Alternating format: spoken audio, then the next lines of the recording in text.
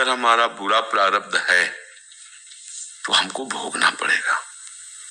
हम कितना भी प्रयास करें वो हमें, तो हम क्या करें इसमें जिससे हमें परम शांति हो?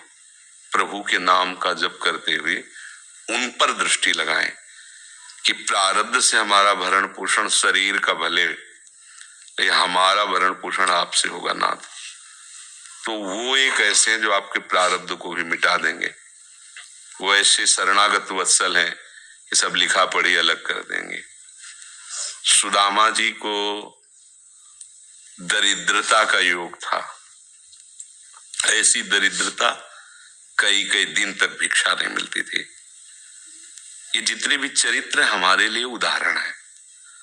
मांगने जाते थे तो मांगने से भी नहीं मिलता था कई कई दिन।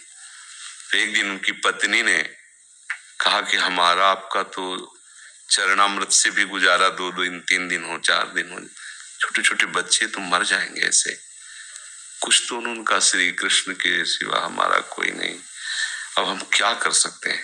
प्रारब्ध जब बिगड़ता है ना, वो कोई सफलता नहीं होने देता।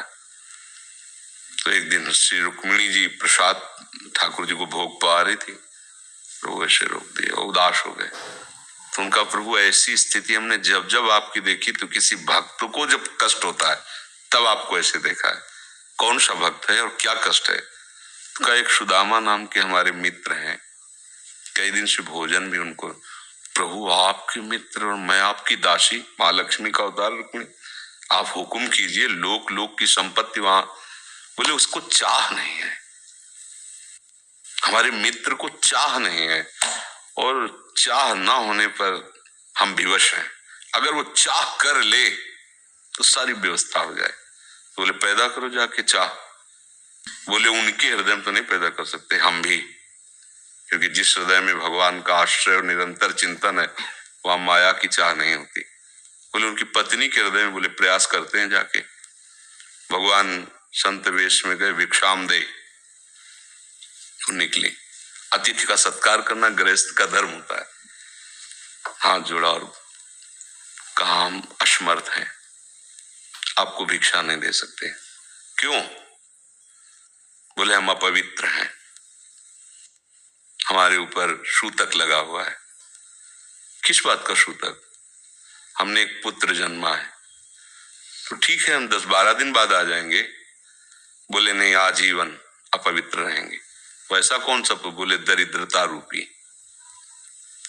विद्वान की पत्नी है तो ऐसे उनका दरिद्रता रूपी पुत्र का जन्म, अर्थात सीधे कि मैं नहीं दे सकती या देने योग्य नहीं, ऐसा न कहीं उनका, मैं अपवित्र हूं।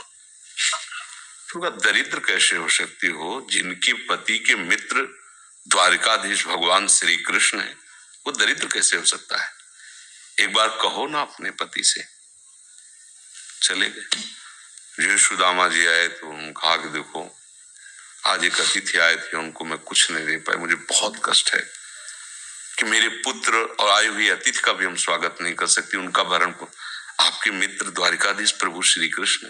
सुदामा जी ने कहा, बोले चले जाओ ना, वो कुछ न कुछ सहयोग कर देंगे। तो बोले हम ऐसे मित्र नहीं बनाए कि वो हमारा सहयोग करें, कभी नहीं, मर जाऊंगा पर उनसे ये नहीं कहूंगा कि आप हमारा। बोले मत कहना, दर्शन के लिए तो चले जाओ, वो सुना है इतने उदार हैं कि वो जाने पर ही दे देंगे। स्वामी ने कहा दर्शन के लिए तो जा सकते हैं, बहुत दिन हो गए, ठीक है, पर मित्र के पास जाए तो कुछ लेके जाना चाहिए, मेरे पास तो कुछ नहीं ना। पड़ोस में जैसे किसी से मांगने गई तो, अरे समय जब बिगड़ता कोई नहीं होता साथ। एक ने थोड़ी उदारता दिखाई तो चावल पछोरने पर जो आगे कणका होते चावल के, जो प्राय वो लिए सुदामा जी ने कहा हमारे प्रभु भाव के भूखे, कुछ ले जाएंगे, खाली हाथ तो नहीं है। पोट्री में सारांश में बता रहे, द्वारपालों ने देखा कि हड्डी हड्डी शरीर में कई जगह से फटे वस्त्र, बेवाई फटी हुई, तो दिखाई दे रहा था दरिद्रता की